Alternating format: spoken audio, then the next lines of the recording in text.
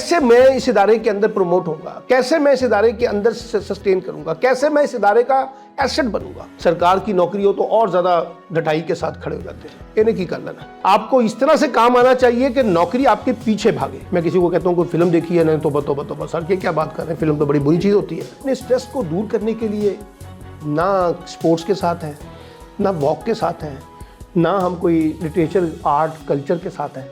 हम सब अपनी अपनी सतह पे एक प्रोफेशनल क्लास में अपने आप को तब्दील करना चाहते हैं। ये हमारी ख्वाहिश है फितरी, कि हम कुछ ऐसा काम करें जो प्रोफेशनली हमारी ग्रोथ को आगे बढ़ाए। और जब मैं कहता हूँ कि प्रोफेशनली आपकी ग्रोथ को आगे बढ़ाए, तो इसका मतलब है कि उस ग्रोथ की बुनियाद के ऊपर आपको प्रोफेशनल अपॉर्चुनिटीज़ मिलें, ठीक है। और वो ऐसी अपॉर्चुनिटीज़ हों जो आपके दिल के करीब भी हो, आप उसके साथ एंजॉय भी करें, और अपने आप को कुछ इस अंदाज से प्रेजेंट करें कि हम आपके बारे में कहें कि you are very strong professional person, either is a man and either is a women, you are a very professional. जब हम किसी की बहुत तारीफ़ करते हैं प्रोफेशनल टास्क में, तो उसकी तारीफ़ की वजह उसका चेहरा नहीं होता, उसके दो कॉन्टेक्स्ट होते हैं। एक ये कि प्रोफेशनली उसे काम करना आता है, उसकी स्किल्स ऐसी हैं जो मेरी ज़रूरत बनती है। अगर मैं एक कंपनी को रन कर रहा हूँ, एक इदारे को रन कर रहा हूँ, एक इदारे को हेड कर रहा हूँ, सरकारी या नीम सरकारी या गैर सरकारी, तो मुझे लगता ये है कि इसकी जो प्रोफेशनल स्किल्स हैं, इसका जो काम करने का तरीका है, वो हमारे लिए बहुत फ़ायदा दे सकता है। इसीलिए हमने आपको हायर किया होता है, इसीलिए हम आपको सस्टेन करते हैं, और इसी बुनियाद के ऊपर आपकी प्रमोशन, आपकी एप्रिसिएशन होती है, ठीक है। और अगर ये काम आपका वीक है तो फिर आप मेरे लिए लायबिलिटी बन जाते हैं, बोझ बन जाते हैं। हम जल्दी से जल्दी जान छुड़ाना चाहते हैं आपसे, और आपकी जगह किसी एक ऐसे फ़र्द को, मर्द या औरत या लड़की या लड़के को लाना चाहते हैं जो हमारी एक्सपेक्टेशन को मीट कर सके। तो एक बुनियादी चीज़ जो है वो आपकी प्रोफेशनल स्किल्स है। जिस भी पोस्ट पे आप काम कर रहे हैं उससे रेलेवेंट आपकी स्किल्स। दूसरी जो सबसे इंपॉर्टेंट चीज़ है वो है आपका attitude and behaviour. Sometime you are very strong professionally, आपको बहुत काम आता है और बहुत अच्छा काम आता है, smart, specific, measurable, attainable, realistic, time bound, आप ये सारा काम करते हैं, लेकिन आपके एटीट्यूड जो हैं वो अच्छे नहीं हैं, कामचोर हैं, लोगों के साथ मिस हैंडलिंग आपको नहीं आती, लोगों के साथ मिलकर काम करना नहीं आता, टीम वर्क में नहीं आता, आप गॉसिपिंग बहुत करते हैं, आप नेगेटिव माइंडसेट के साथ हैं, आप टाइमली परफॉर्म नहीं करते। अब ये आपके एटीट्यूडनल इश्यूज हैं। तो समटाइम जो आपकी स्किल्स हैं वो पीछे रह जाती हैं, आपका एटीट्यूड डोमिनेट कर जाता है। तो बाज़ औक़ात हम आपको इसलिए नहीं निकालते कि आपको काम नहीं आता, बल्कि इसलिए निकालते हैं या आपसे जान छुड़ाना चाहते हैं क्योंकि आपका एटीट्यूड पॉजिटिव नहीं है। और समटाइम आपकी स्किल्स जो हैं वो एवरेज होती हैं, आपको बहुत ज़्यादा काम नहीं आता, लेकिन आपका एटीट्यूड इतना भारी है, हम आपको बाहर नहीं निकालते। हम कहते हैं यार ये बड़ा कंफर्ट है, इजी गोइंग है, मेहनती है, हार्ड वर्किंग के ऊपर बिलीव करता है, जैसे काम कहते हैं वैसे कर देता है, नेगेटिव नहीं है। तो हम आपको बाज़ औक़ात काम ना आने के बावजूद मैनेज करते हैं कि सीख जाएगा, टाइम लगेगा, लेकिन इसका एटीट्यूड बहुत अच्छा है।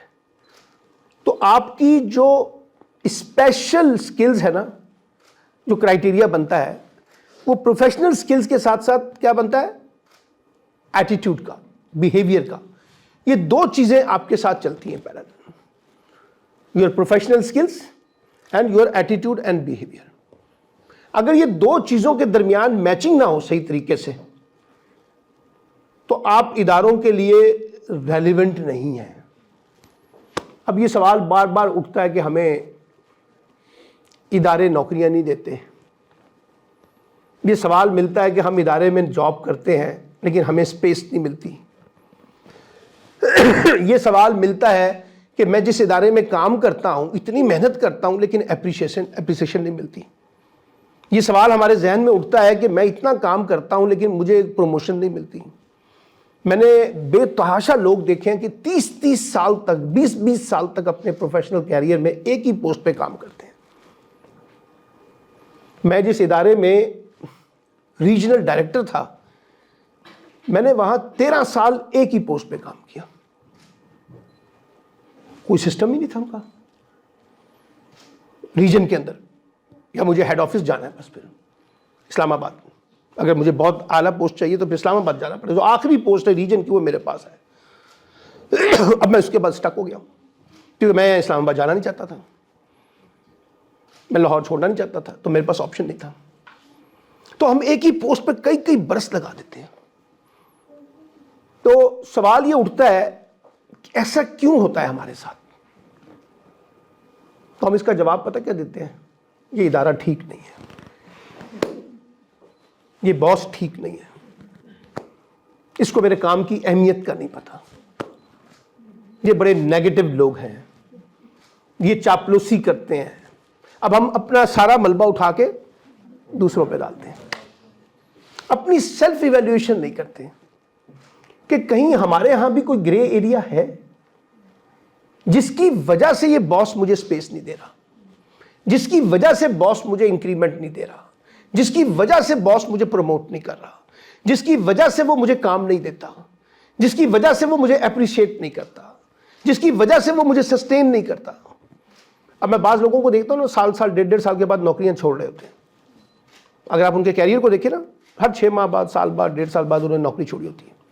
एक वजह तो ये हो सकती है कि वो इतनी जल्दी में है, जहां 4 पैसे फालतू नजर आते हैं फौरन भाग पड़ते हैं। एक वजह तो ये हो सकती है। दूसरी वजह ये हो सकती है कि इदारों के अंदर उनकी सस्टेनेबिलिटी का मॉडल ठीक नहीं है, वो भी फेडअप हो जाते हैं, इदारा भी फेडअप हो जाता है।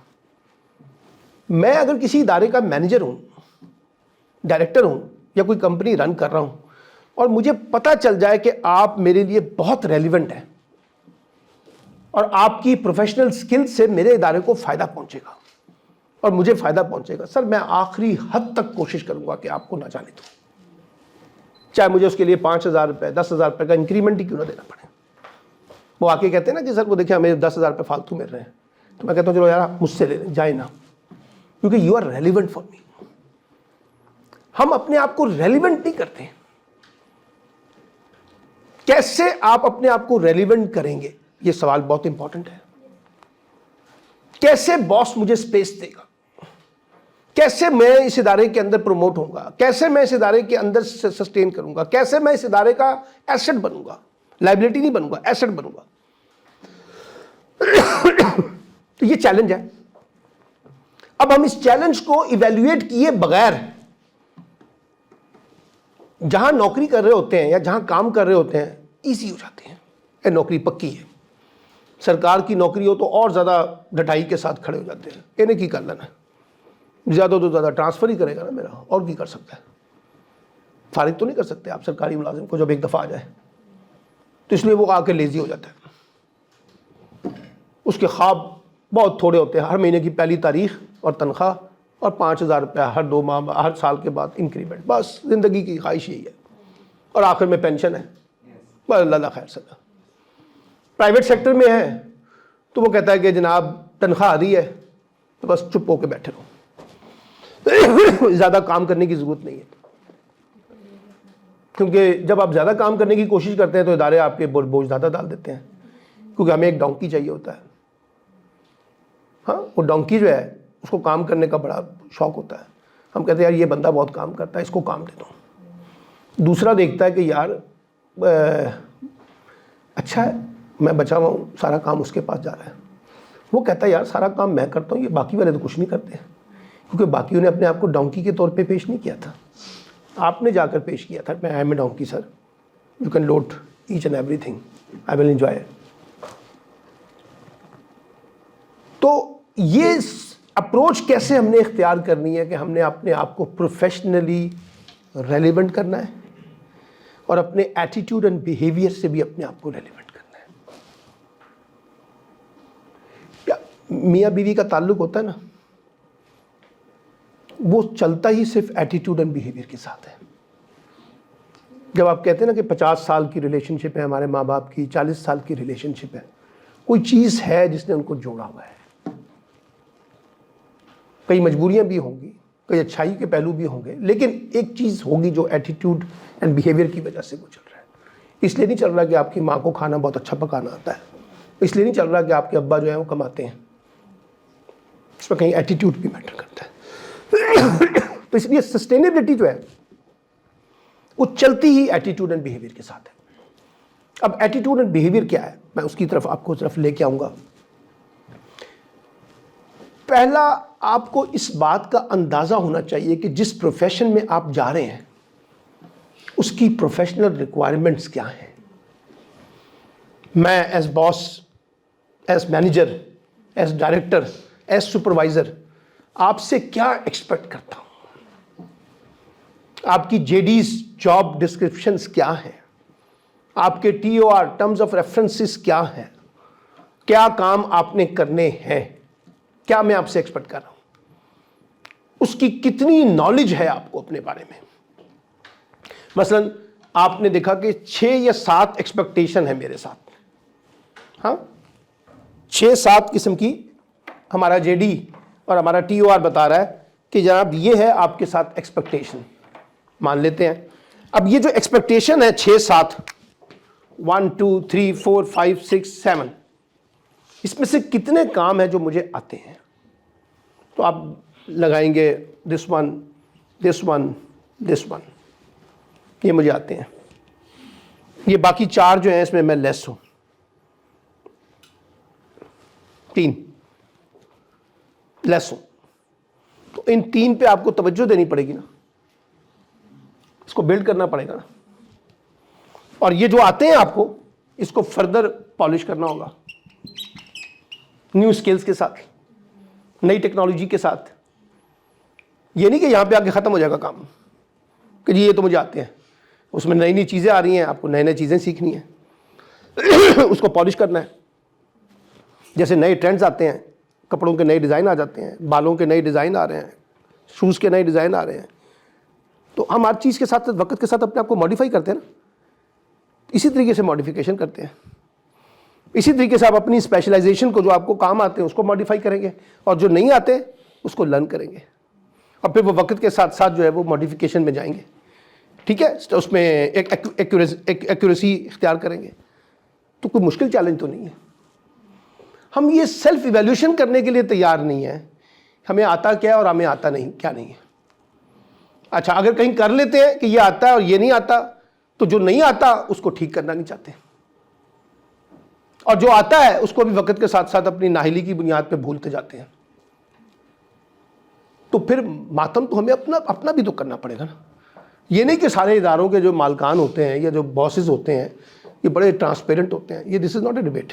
उनमें भी बड़े बड़े फजूल किस्म के, स्टूपिड किस्म के लोग वहाँ पे बैठे होते हैं जो अंडरस्टैंड नहीं करते हमें एज वर्कर, वो अंडरस्टैंड नहीं करते। लेकिन सर कहीं हम भी अपने आप को अंडरस्टैंड नहीं कर रहे हैं।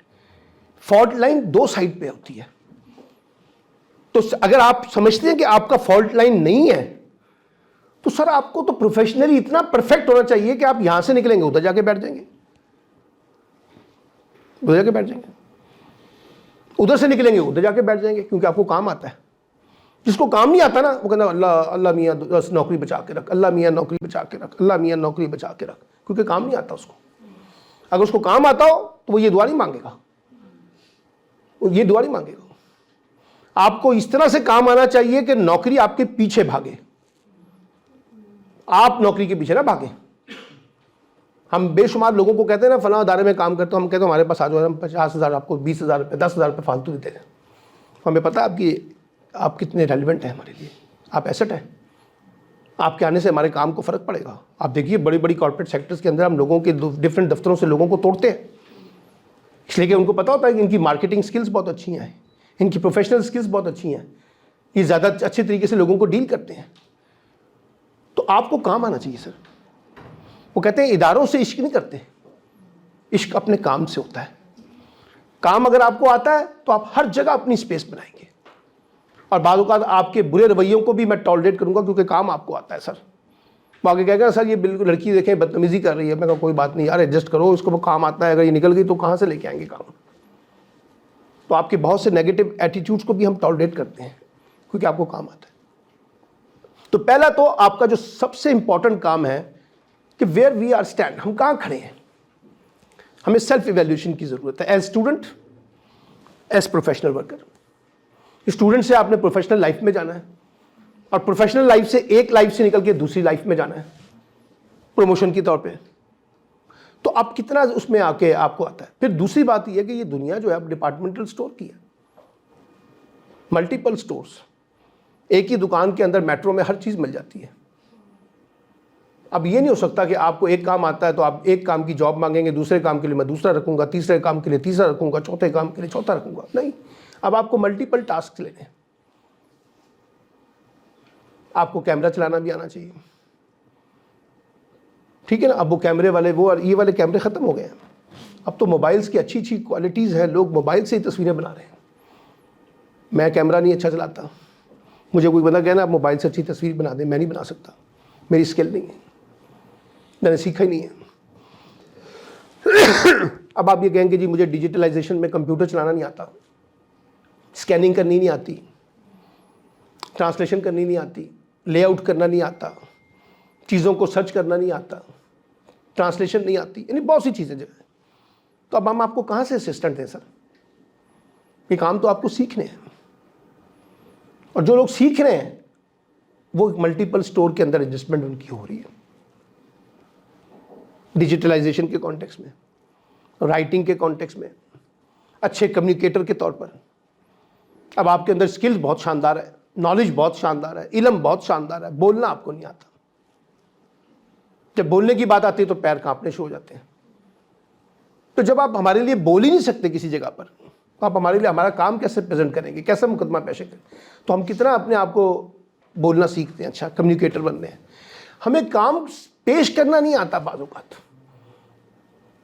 बहुत अच्छा काम हम बहुत बुरे अंदाज से पेश करते हैं, और बाज़ औक़ात बहुत एवरेज काम हम बहुत शानदार अंदाज से पेश करके लोगों का दिल जीत लेते हैं। तो प्रेजेंटेशन एक बहुत बड़ा मामला है। इश्यूज को डील करना, पर्सनैलिटीज के जो कॉन्फ्लिक्ट्स होते हैं, आपस में मिलकर काम करना, टीम बिल्डिंग का। हम कहते हैं यार इसको अकेले काम दे दो, बहुत शानदार करता है, जहां इसके साथ दूसरा बंदा लगा दो ये लड़ पड़ते हैं, एडजस्ट नहीं कर पाते, टीम बिल्डिंग नहीं आती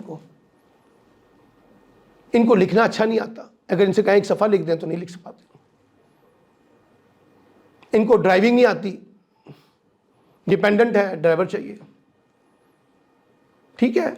यानी बहुत सी चीज़ों में हमारा एटीट्यूड डिपेंडेंसी का है कि सर मुझे I need some assistance, sir I need some assistance. अब कोई असिस्टेंस देने के लिए तैयार नहीं है। आप तो लकी हैं कि यू लिव इन अ सब कॉन्टिनेंट सर, जहां आपको असिस्टेंस आपके पेरेंट्स उस वक्त तक देते हैं जब तक आपकी शादी ना हो जाए, और शादी के बाद भी अगर कोई मिसहैप हो जाए तब भी आपको असिस्ट करते हैं, ना भी हो तब भी आपको असिस्ट करते हैं।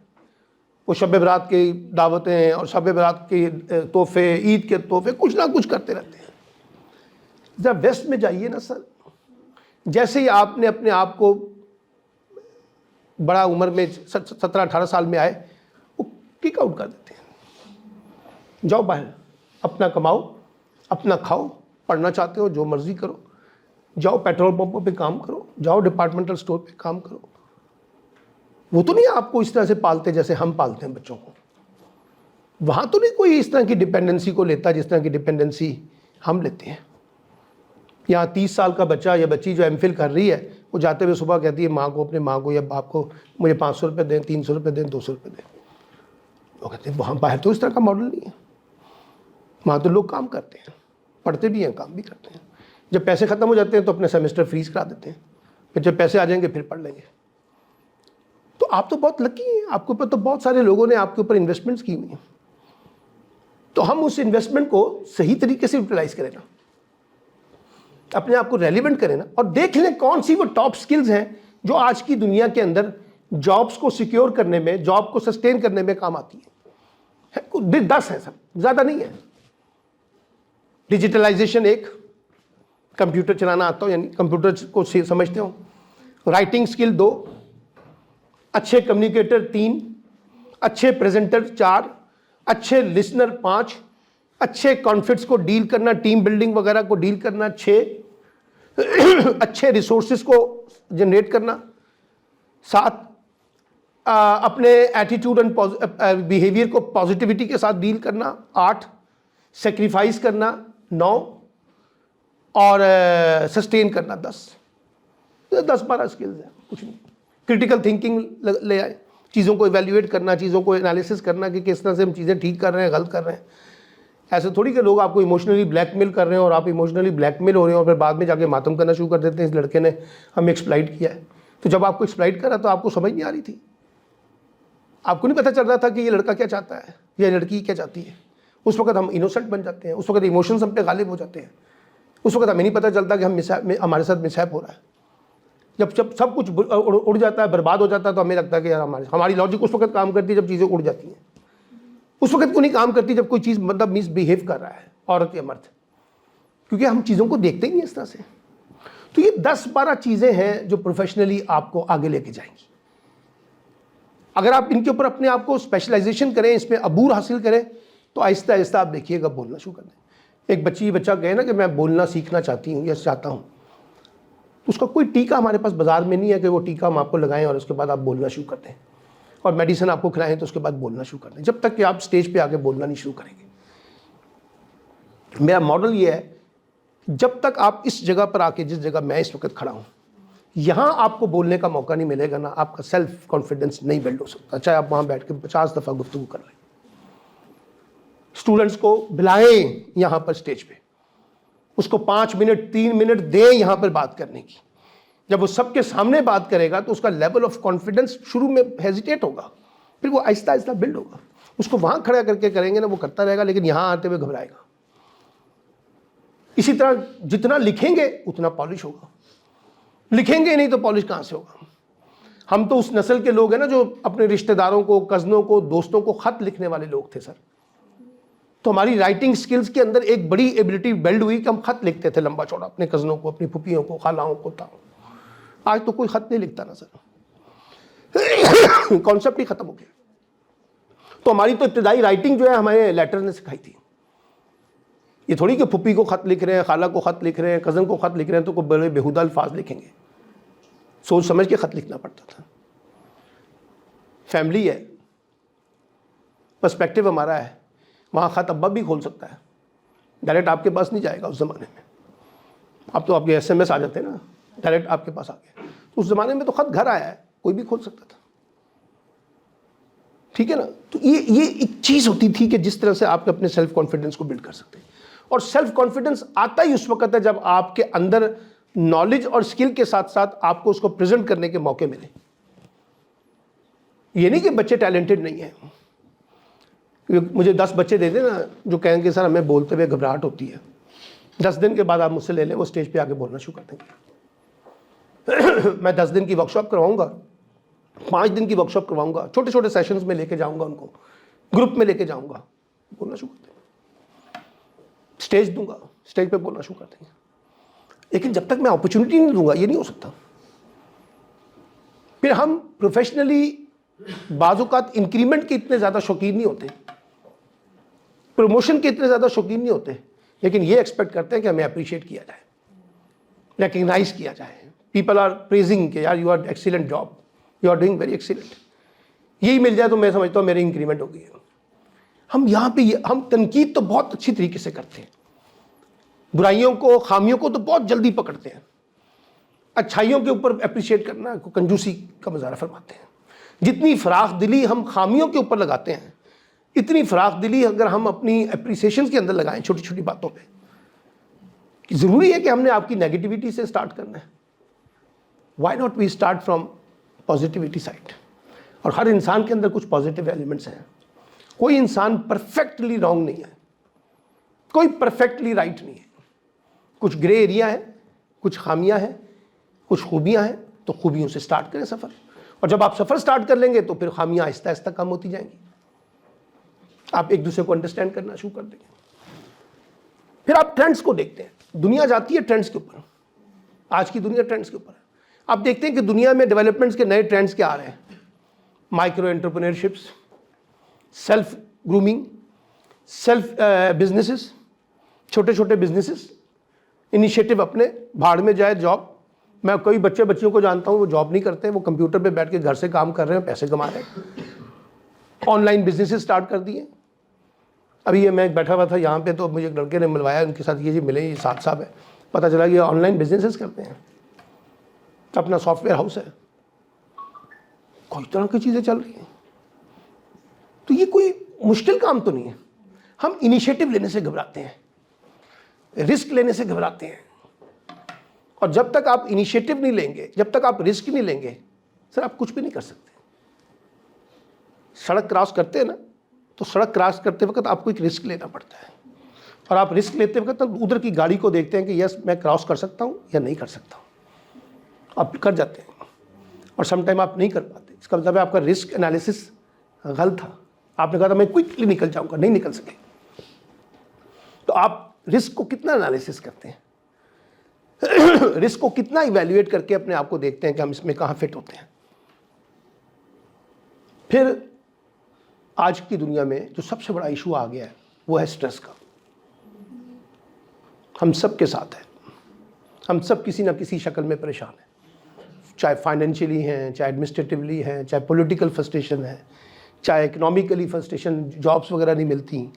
हाँ, जो सोसाइटी में जो कुछ हो रहा है उससे हम डिप्रेसिव हैं, मुतमईन नहीं है। घर में जो कुछ हो रहा है उससे मुतमईन नहीं है। अगर घर से मुतमईन है तो कम्युनिटी में कुछ बुरा हो रहा है, कम्युनिटी में कुछ अच्छा हो रहा है तो माहौल शहर में बड़ा बुरा हो रहा है, शहर से बुरा हो रहा है तो मुल्क में बड़ा बुरा हो रहा है। हम तो सिर्फ सुबह अगर शादरे से इलामा इकबाल टाउन चिंची पे बैठ के आना पड़े तो हमारा लेवल ऑफ स्ट्रेस जो है वो डिफरेंट हो जाता है सर, उस बंदे के मुकाबले में जो गाड़ी में बैठ के आ रहा है। तो हमारे पास स्ट्रेस बहुत है, और जेन्युइनली है, ये भी नहीं कि नॉन जेन्युइन है, जेन्युइन रिस्क स्ट्रेस है। कुछ हमें मातम का बहुत शौक होता है, मातम का बहुत शौक है, पुरानी फिल्में, पुराने गाने, पुराने रोमांस, पुरानी बातें, अच्छी बात है, हम सब करते हैं, मैं खुद भी करता हूँ। ऐसी बात नहीं है कि हम कहें कि जी हम कोई दुनिया के मुबर्रा इंसान है, हमें इन चीज़ों से नहीं फेस करना पड़ता, लेकिन उसको इतना गालिब ना करें कि आप आगे ना बढ़ सकें। आपको अगर जॉब से निकाल दिया गया तो इतना मातम ना करें कि आप अगली जॉब के लिए काबिल ही ना रहें, ठीक है ना। अगर आप जो है कोई नाकामी होगी तो अपनी नाकामी को इतना बालादस्त ना कर लें अपने ऊपर के दूसरी कामयाबी की तरफ जाना ही नहीं है। आप नाकामियों से सीखते हैं, उसको इवैल्यूएट करते हैं, उसके बाद आगे बढ़ते हैं। तो हम अपने स्ट्रेस को कम करने के लिए क्या करते हैं? कुछ नहीं करते। ना आप कोई स्पोर्ट्स में है, ना आपको कोई वॉक करने का कोई शौक है। आपको वॉक करवाई जाए यहाँ से बस स्टॉप के ऊपर तो आप रोना शुरू कर देते हैं, पैर दर्द होना शुरू हो जाते हैं, घुटने रह जाते हैं, ठीक है, वॉक नहीं होती। वो जो पैंडा चला करते थे लंबा पैदल, उसका रिवाज हमारे पास है नहीं। मैं पंजाब यूनिवर्सिटी में पढ़ाता हूँ, क्लासेस वगैरह लेता हूँ विजिटिंग फैकल्टी के तौर पे, तो रिक्शे चल रहे होते हैं यूनिवर्सिटीज़ के अंदर, रिक्शे, यानी अपने डिपार्टमेंट से बाहर गेट तक जाने के लिए। हम जिस वक्त यूनिवर्सिटी में थे तसव्वुर नहीं था किसी रिक्शे का यूनिवर्सिटी के अंदर आने का। पैंडा पैदल पूरी यूनिवर्सिटी में भागा करते थे। स्टूडेंट पॉलिटिक्स में थे, एक डिपार्टमेंट से दूसरे डिपार्टमेंट, दूसरे डिपार्टमेंट से तीसरे डिपार्टमेंट करीब भी थे, चले अब थोड़ा सा बढ़ भी गए हैं, लेकिन ये नहीं होता था कि पैदल चलने से इनकार कर देते थे। अब तो ये है कि घर में बैठे हुए हैं, साथ बाजार जाना है तो पहले मोटरसाइकिल निकाल लेंगे, जितनी मेहनत मोटरसाइकिल पे निकालने में निकालती है इतनी देर में सौदा लेके आ जाते हैं, लेकिन नहीं जाना पैदल। तो आपका जो स्ट्रेस है वो आपकी फिजिकल कंडीशन से भी जुड़ा हुआ है। आपका फूड पैटर्न क्या है, आप सोते कैसे हैं, आप रेस्ट कैसे करते हैं, आपकी ज़िंदगी में इंटरटेनमेंट है। मैं किसी को कहता हूँ कोई फिल्म देखी है, नहीं तो बस सर ये क्या बात कर रहे हैं, फिल्म तो बड़ी बुरी चीज़ होती है, या देखते हैं तो इतनी शिद्दत से देखते हैं और कोई काम ही नहीं करते हैं, या फिल्म देखने से इनकार कर देते हैं। दुनिया में सबसे बेस्ट लर्निंग का कोई अगर इंस्टीट्यूशन है तो वो थिएटर मूवीज़ हैं। जो काम मैं किताब पढ़ के सीखता हूँ वो मैं एक सुमिता पाटिल की फिल्म देख लूँ, शबाना आज़मी की कोई फिल्म देख लूँ, नसीरुद्दीन शाह की कोई फिल्म देख लूँ, कोई फलां की फिल्म देख, इशू बेस्ड, तो सारा इशू समझ आ जाता है। तो हम अपने आप, अच्छा फिर कॉमेडी नहीं है, अब कॉमेडी शो के नाम पे जो है वो तमस्खर उड़ाया जाता है लोगों का टीवीज़ पे। ये जो 11 बजे के शोज़ हैं सब के सब एक दूसरे का तमस्खर उड़ा रहे होते हैं, तज़ीक कर रहे होते हैं। हमारे पास अब वो मोइन अख्तर नहीं है, ठीक है, हमारे पास वो 50-50 एक ज़माने में आपके अम्मा अब्बा देखा करते थे, वो नहीं है, तो अच्छे कॉमेडी शोज़ नहीं है। लेकिन मैं क्या करता हूँ, मैं अपने मोबाइल्स के ऊपर जब मैं बहुत डिप्रेस हो जाता हूँ, आइसोलेट हो जाता हूँ, स्ट्रेस आता है, तो मैं कपिल विद शर्मा निकाल लेता हूँ, मिस्टर बीन निकाल लेता हूँ, कोई और कॉमेडी शो निकाल लेता हूँ।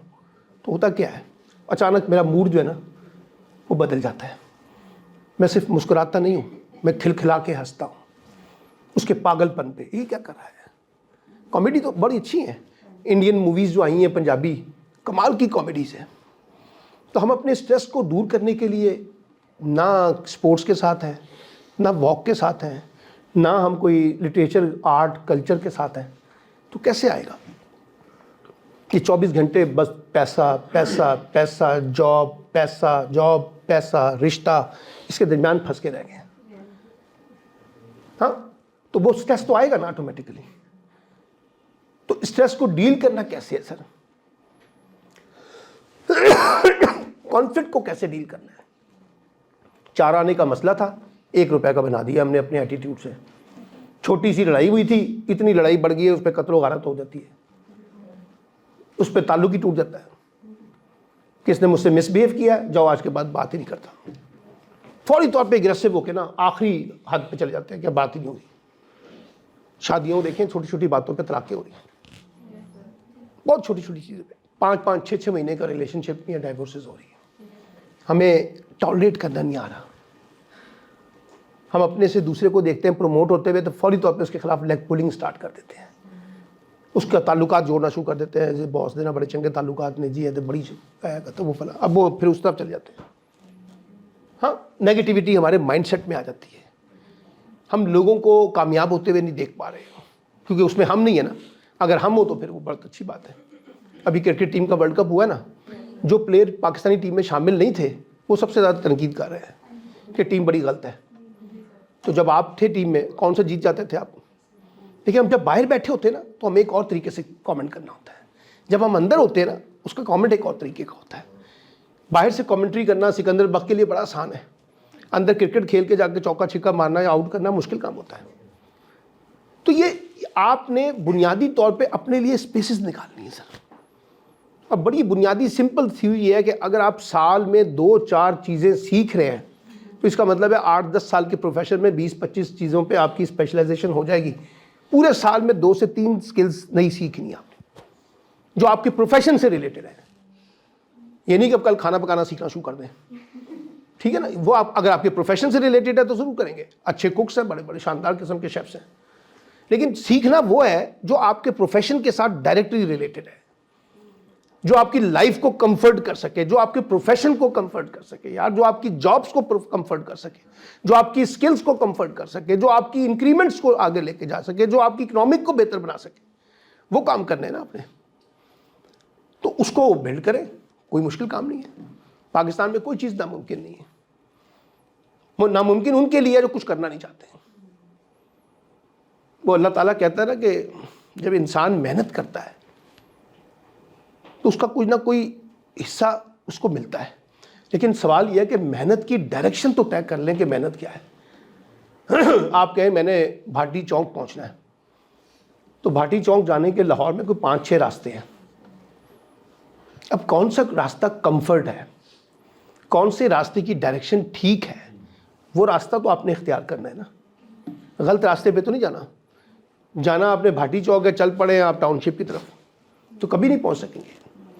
तो ये नहीं कि मेहनत नहीं की, यहाँ पे भी जाने में मेहनत की आपने, लेकिन मेहनत गलत थी। Directly not related your task, your profession, your goal. हाँ, अगर आप उसके मुताबिक अपने आप को प्लान करें तो आप बहुत आगे जा सकते हैं। कोई मुश्किल काम नहीं, और छोटे छोटे स्पेल के साथ आगे जा सकते हैं। हर गेंद पे छिक्का नहीं लगता। ये शाहिद आफरीदी ना बने, ये पागलपन है। जब वो आता था ना क्रिकेट खेलने तो पीछे से आवाज आती थी बूम बूम बूम बूम, वो उसी बूम बूम के अंदर पहला छिक्का मारता था, दूसरे पे कैच आउट हो जाता था। हर बॉल नहीं होती, कुछ बॉलें खेलने वाली होती हैं, कुछ बॉलें नहीं खेलने वाली होती हैं, कुछ बॉलों पे हिट करने वाली होती हैं, कुछ बॉलों को लेफ्ट करना होता है। स्टे करना सीखें, और जब तक आप अपनी पोजीशन के ऊपर स्टे नहीं करेंगे ना, आप आगे नहीं बढ़ेंगे सर। अगर आप अपनी हेल्थ को मेंटेन नहीं करेंगे, आप स्टे नहीं कर सकेंगे, आप जल्दी बीमार हो जाएंगे। आप प्रोफेशनली स्टे नहीं करेंगे तो मैं आपका सीवी देख के दूंगा कि यार ये लड़का ये लड़की जो मेरे पास आए हैं पिछले 5 साल में 6 नौकरियां तब्दील कर चुके हैं, ये मेरे पास कैसे सस्टेन करेंगे? ये भी भाग जाएंगे यहां से। जैसे इनको अच्छी जॉब मिलेगी भागेंगे ये। तो मैं आप पे ट्रस्ट नहीं करूंगा, क्योंकि आप स्टे नहीं करते। आप छोटे छोटे अपॉर्चुनिटीज के अंदर स्पेल आउट हो जाते हैं, भाग जाते हैं, छोटे बेनिफिट्स देखते हैं। मैंने आप पे इन्वेस्टमेंट की है सर, पेरेंट्स आप पे इन्वेस्टमेंट कर रहे हैं ना, आप पेरेंट्स को छोड़ के बाहर भाग जाते हैं। उनका वाली वारस कोई नहीं होता, फिर वहां से पैसे भेज देते हैं 20,000 50,000, लो जी माँ जी ਤੁਹਾਡਾ हिस्सा। वो पैसों के लिए तो नहीं पाला था उन्होंने आपको, उनके इमोशंस हैं। आपके ऊपर इन्वेस्टमेंट की हुई है, एडमिनिस्ट्रेटिव इन्वेस्टमेंट है, फाइनेंशियल इन्वेस्टमेंट है, पॉलिटिकल इन्वेस्टमेंट है, इमोशनल इन्वेस्टमेंट है, लव है। तो वो चीजें इदारा कहता है हमने इसके ऊपर इतनी मेहनत की है, और देखो कैसी अपॉर्चुनिटी 5,000 प्लस इसको मिला, तो ये फौरी तौर पे कह रहा है मैं जा रहा हूं। तो कहीं स्टे करना सीखें, जरूर अपने इंटरेस्ट को प्रोटेक्ट करें, लेकिन कहीं इदारे के इंटरेस्ट को भी तो मैच करने की कोशिश करें ना, तो फिर आपका रिलेशनशिप बेहतर होगा ना। ऐसे कैसे हो जाएगा? तो ये दो धारी तलवार है सर, कुछ मुझे सर्व करना है, कुछ आपको सर्व करना है। ये नहीं हो सकता कि आप एक्स्ट्रा ऑर्डिनरी परफॉर्म कर रहे हैं और मैं आपके लिए कुछ नहीं कर रहा, फिर नहीं चलेगा मॉडल। और ये भी नहीं हो सकता कि मैं आपके लिए एक्स्ट्रा ऑर्डिनरी परफॉर्म कर रहा हूं और आप कुछ नहीं कर रहे हैं, ये मॉडल भी नहीं चलेगा। तो एक बैलेंसिंग क्रिएट करनी है बिटवीन यू एंड मी। जैसे हमने पेरेंट्स के दरमियान और किड्स के दरमियान बैलेंसिंग पैदा की हुई है, तो तभी ये सिस्टम चल रहा है ना। इसी तरीके से आपको अपनी प्रोफेशनल लाइफ के अंदर बैलेंसिंग पैदा करनी। आपके मेंटोर कौन है सर? मिसाल के तौर पे you are a good marketer, मैं आपसे पूछता हूं यार आप तो बहुत अच्छी मार्केटिंग करते हैं, आप किससे मुतासिर हैं? तो आपके पास 2-3 मार्केटिंग के बड़े जबरदस्त किस्म के मेंटोर होने चाहिए सर, कि सर मैं उसकी मार्केटिंग से बहुत मुतासिर हूं। आपको तो पता ही नहीं है कौन मार्केटर है, आपको अपने प्रोफेशनल के कॉन्टेक्स्ट में नहीं पता कि आईटी के कौन मेंटोर है, आपको अपनी स्किल्स के बारे में नहीं पता कि कौन मेंटोर है। तो वो करे ना सर, विदाउट मेंटोर कोई चीज आगे नहीं चल सकती। अब मेंटोर कौन होता है? वो माँ भी हो सकती है, बाप भी हो सकता है, भाई भी हो सकता है, बहन भी हो सकती है, उस्ताद भी हो सकता है, दोस्त भी हो सकता है, लीडर भी हो सकता है। लेकिन मेंटोर वो होता है जो आपके अंदर एक एनर्जी पैदा करता है आगे बढ़ने की, आपको थपकी देता है, you can do, you can do, you can do, don't lose hope, you can do, you can do, I will push you, मैं आपको पुश करूंगा, मैं आपके साथ हूं, I am standing with you. वो मेंटोर होता है ना। मेंटोर ये थोड़ी होता है कि मैं आऊं मायूसी के साथ तो मेरा मेंटोर मुझे और ज्यादा मायूस कर दे। हाँ, मिसाल के तौर पे मैं कहूं मुझे आज बॉस ने निकाल दिया, यार सारे बेगैरत होते हैं जी, ये सारे फजूल होते हैं यार, उसने भी आगे मुझे ये कहा, मैं अब आप कुछ करने की पोजीशन में नहीं हूं।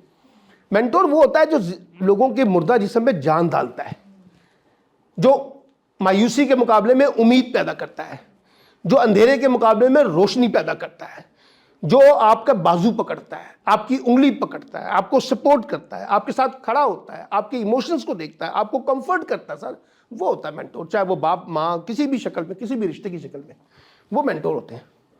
ये थोड़ी कि आप पहले टूटे हुए हैं तो मजीद तोड़ दूं, आप पहले दुखी हैं तो आपको और दुखी कर दूं, तो फिर मैं मेंटोर नहीं हूं।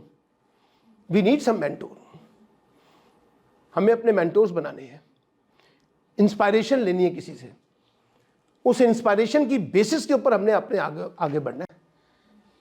हमारा कोई रोल मॉडल होना चाहिए सर, और उस रोल मॉडल की बुनियाद के ऊपर जब आप चीज़ों को करने की कोशिश करेंगे तो यू कैन अचीव मोर। कुछ सवाल हैं तो प्लीज़ मुझसे कीजिएगा, I am available next 5 to 7 minute. जी सर इमरान शबीर नाम है मेरा। हम आपके बच्चों की तरह मैं भी ट्रेनर हूँ और मोस्टली स्टूडेंट्स मेरे यहाँ पे बैठे हुए हैं। एक चैलेंज मुझे फेस करना पड़ता है काफ़ी ज़्यादा, जैसे आपने कहा कि हमें मॉडर्न टेक्नोलॉजी के साथ अपने आप को इक्विप करना चाहिए, मतलब मैं समझ लो ठीक है कुछ हद तक। आपकी माशाल्लाह ये जो हमारी इतनी हम आपके बच्चे जैसे हैं, ठीक। इस पे थोड़ी सी एक रोशनी क्लैरिटी बच्चों को कर दें।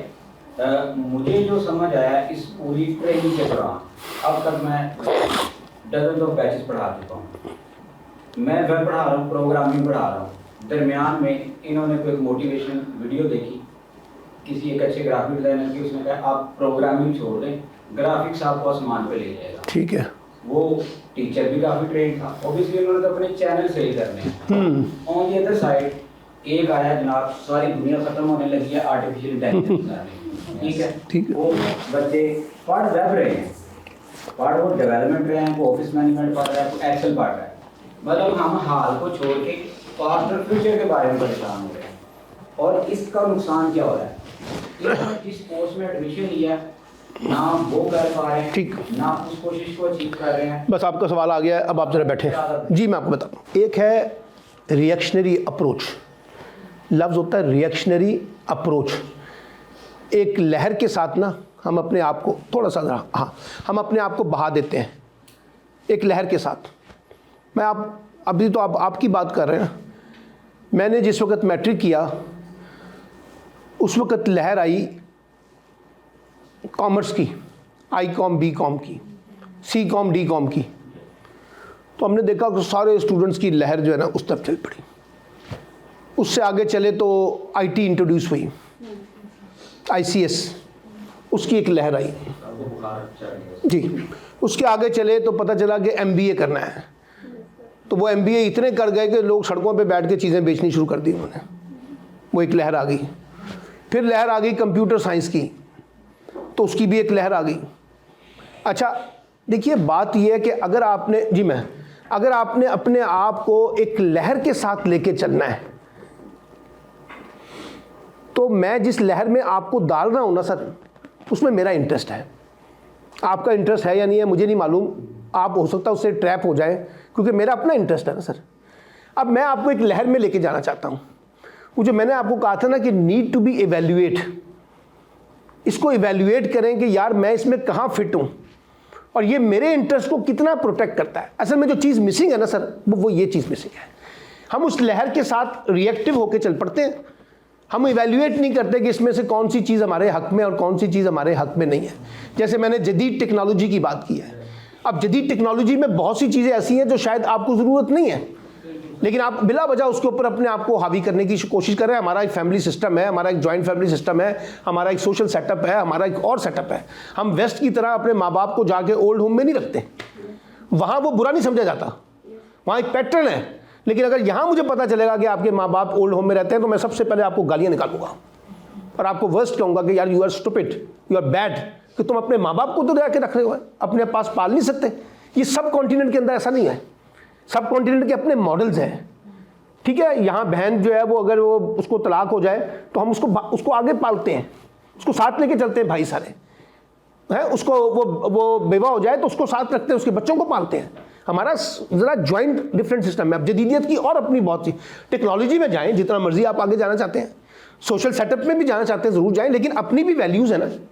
तो इसलिए मैं ये कहता हूँ कि बुनियादी तौर पे आपको इवैल्यूएशन की ज़रूरत है कि जो लोग मुझे लगा रहे हैं इस दौड़ के अंदर, उस दौड़ में मुझे जाना चाहिए, उस दौड़ का मुझे फ़ायदा है, किस नौइयत का फ़ायदा है, किस किस्म का फ़ायदा है। मिसाल के तौर पे मैं आपको कहता हूँ आर्टिफिशियल इंटेलिजेंस फॉर एग्जांपल, अब ये बड़ी लहर चली ना, 2 साल आप उस पर मेहनत करते हैं सर, तीसरे साल पता चलता है आर्टिफिशियल इंटेलिजेंस की माँ आ गई है, कोई नया बाप आ गया है, तो वो जो आपने आर्टिफिशियल इंटेलिजेंस सीखी वो तो रहेगी ना पीछे।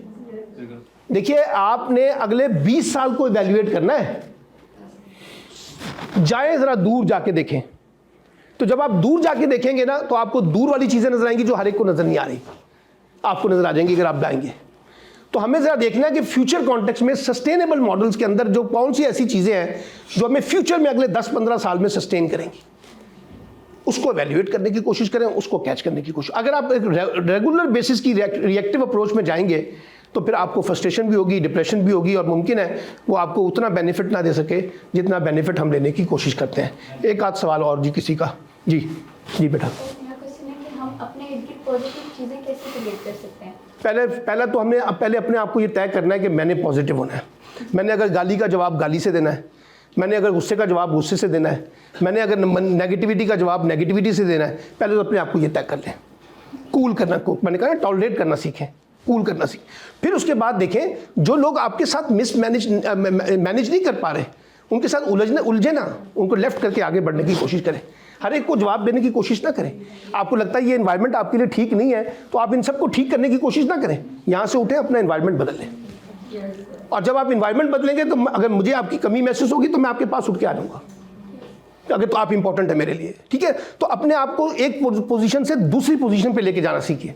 अगर आप एक ही पोजीशन के ऊपर अपने आप को स्टक करेंगे तो फिर आप उस एनवायरनमेंट के अंदर मुताज हो जाएंगे। अच्छे भले शरीफ लोग थे, ख़राब हो गए हैं दोस्तों की महफिल में। आपको देखना चाहिए कि जो महफिल है ये मेरी पर्सनैलिटी को डैमेज करेगी या मेरी पर्सनैलिटी को आगे अपलिफ्ट करेगी। तो जो चीज़ अपलिफ्ट करती है उसको आगे लेके जाए, वरना वो है ना दोस्तों के हजूम में ना सिर्फ मेरे अंदर का शख्स तरह है, या ना मिल सको तो बिछड़ जाओ दोस्तों की तरह, निकल जाएं। ज़रूरी नहीं है उसमें जाके उलझना है। ये कोई कुरान की आयत है कि आपने इनको ठीक करना है, नहीं ठीक होना चाहते ना हो, अच्छा एनवायरनमेंट नहीं बनाना चाहते, उनका मसला है, उनका फेलियर है सर। आप अपने आप को तो इवैल्यूएट करें ना, अपने आप को तो सही जगह पे लेके आए ना। तो अगर आप भी उनकी तरह रिएक्ट करना शुरू कर देंगे तो फिर वो नेगेटिविटी का जवाब नेगेटिविटी से देंगे तो फर्दर नेगेटिविटी क्रिएट हो जाएगी। ये गेम आपके पास है, ठीक है जी। जी सर, मेरा क्वेश्चन है कि मेरा एक काम में इंटरेस्ट भी है, ठीक है, और मैं उस काम को करने का सोचता हूँ। लाइक यूट्यूब पे काफ़ी दफ़ा मैंने सोचा कि जो काम मैं कर रहा हूँ मैं उसको यूट्यूब के जरिए प्रमोट, ठीक। लेकिन फिर ज़हन में क्वेश्चन आता है कि मेरे पहले भी यूट्यूब पे मिलियंस ऑफ लोग, क्या मैं एक बिल्कुल स्टार्ट से जो मैं सेटअप कर रहा हूँ, क्या मेरी वीडियोस को क्यों देखेंगे लोग? बस मैं समझ गया। अगर आप फौरी नतीजा चाहेंगे ना तो आपको ये सवालात आपके जहन में आ जाएंगे। अगर आप फौरी नतीजा चाहते हैं, सच नतीजा फौरी नहीं आता, टेक टाइम। आपकी कमिटमेंट, आपकी कंटिन्यूएशन, आपका पैशंस है, आपकी हार्डवर्क, ये चीज़ें। ये कासिम अली शाह जिसको देख के आप बड़े मुतासिर होते हैं, एक छोटे से कमरे में अकेडमी से उसने अपना कैरियर का आगाज़ किया। उस वक्त तो नतीजा नहीं निकलता था, नतीजा तो आज निकल रहा है ना। हम सब यहाँ पे आके बैठे हैं। तो वो जो मैंने लफ्ज़ आपको कहा था ना, स्टे करना सीखें। अगर आप 2 साल लगाएंगे, 3 साल लगाएंगे, 4 साल लगाएंगे तो कहीं स्टे करेंगे ना, फिर आप नज़र भी आएंगे ना सर। अगर आप फौरी तौर पे 1.5 महीने 2 महीने बाद यार तो कुछ नहीं निकल रहा है, छड्डो पड़ा है, कुछ नहीं निकल रहा है, वो कहीं कुछ नहीं निकलेगा। 6 साल लगाने के बावजूद भी आपको कुछ ना, तो इसका मतलब है कि आपकी अप्रोच, आपकी स्ट्रेटजी, आपकी वे आउट्स जो आपने जिन चीज़ों को ढूंढा हुआ उसमें रॉन्ग स्ट्रेटजी। देखिए बात सिंपल सी बताइए, आप में और इनमें क्या फ़र्क है कि ये 6 साल लगा के कहाँ पहुँच गए और आप कहीं नहीं पहुँचे? इसमें फ़र्क है ना सर। जो आपका सुपरवाइजर होता है या यार सुपरवाइजर को छोड़ दे ज़रा। मैं देखें मेरी बात सुन, मैं एक जॉब करता हूँ ना, मेरे पास कुछ जॉब डिस्कशन है जो मेरे सुपरवाइज़र ने मुझे साइन की हुई है, वो मैं करूँगा, उसके बगैर मुझे पैसे नहीं मिलेंगे। लेकिन उसके बाद मैं इंसान हूँ ना, मुझे अपनी वैल्यूएशन करनी है ना, मुझे अपने आप को पॉलिश करना है ना, अपने आप को स्किल लेके जानी है ना, एक्स्ट्रा ऑर्डिनरी परफॉर्म करना है ना। उसको तो किसी ने नहीं रोका, आपको सुपरवाइज़र ने। तो ये आप देखें ना कि 6 साल आपने भी लगाए, 6 साल इन्होंने भी लगाए। ये 6 साल बाद कहाँ पहुँची और 6 साल बाद आप कहाँ खड़े हैं। इसका मतलब है कि कहीं समथिंग इज़ रॉन्ग। होगा क्या? इन्होंने कुछ नए इनिशिएटिव लिए होंगे, इन्होंने नई स्किल सीखी होंगी, इन्होंने नए जंपिंग की होगी, रिस्क लिए होंगे, इन्होंने नए नॉलेज को एडवांस तरीके से ट्रांसफॉर्म किया होगा। आप एक ट्रेडिशनल तरीके से चल रहे हैं। यहाँ आप 6 साल की बात कर रहे हैं, लोग 30 साल के बाद, मैंने बताया आपको, एक ही पोस्ट पे काम करते हैं, एक ही पोस्ट से रिटायर भी होते हैं। लेकिन सर बार-बार मैंने ये भी देखा कि आपकी जो सुपरवाइजर होते हैं या ब्रांच मैनेजर्स होते हैं, सुपरवाइजर आपकी मर्जी का नहीं होता, वो भी आपको प्रमोट करता है खुद। ठीक है, मैं आपकी बात, सुपरवाइजर आपकी मर्जी का नहीं होगा। सुपरवाइजर कोई ट्रांसपेरेंट इंसान नहीं है, वो कोई नबी नहीं है। उसके अपने इंटरेस्ट हैं, उसके अपने मसाइल हैं, उसकी अपनी पसंद और नापसंद है। सारा काम अगर आपने सुपरवाइजर पे डाल के डालना है, आपको पसंद नहीं आ रहा सुपरवाइजर, 1 साल के बाद अपने आप को शिफ्ट करें, किसी और जगह पे जाएं, कोई नया सुपरवाइजर तलाश करें, नई जॉब तलाश करें। आपको किसने कहा आप वहाँ पे 6 साल लगा दें, 10 साल लगा दें, 15 साल, जहाँ आपको लगता है कि आपकी प्रोफेशनल ग्रोथ रुक गई है, तो find out a new job, new task. अगर हमने एक ही जगह पे रोक के उसी सुपरवाइजर का मातम करना, वो तो नहीं ठीक होने वाला, ठीक है ना। तो इसलिए नए अपॉर्चुनिटीज़ को वे आउट करें, तो ये चीज़ें आपके लिए रास्ता निकाल सकती हैं। Thank you very much ji.